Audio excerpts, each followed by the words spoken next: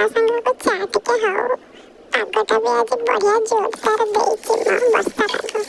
ସନ୍ଧ୍ୟାବେଳ ଟିକେ ମୁସମୁସିଆ ମୁଢ଼ି ପାଗକୁ ବଜାରରୁ ବରା ଫରା ତେଲ ଭାଜି ଆଣିକି ଗୋଳେଇ ଗାଳି ଖାଇଲେ କେମିତି ଲାଗେ ଏକା।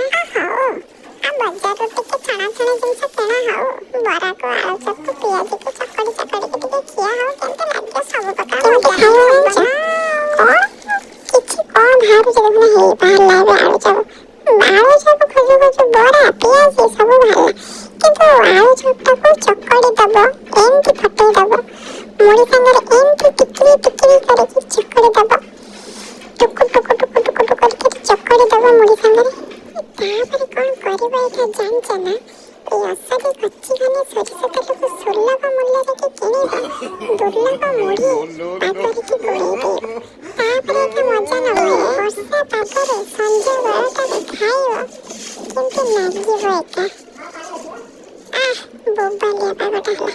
ସାଙ୍ଗକୁ କଞ୍ଚା ଲଙ୍କା ତମ ଇଚ୍ଛା। ତାକୁ ଯଦି କୁଚୁ କୁଚୁ କରି କାଟି ପାରିବ ନହେଲେ କାମୁଡ଼ିକି ଖଣ୍ଡ ଖଣ୍ଡ କରି ଖାଇପାରିବ। ବଢ଼ିଆ ଲାଗିବ। ଖାଇବା ଏବେ ରେଡି।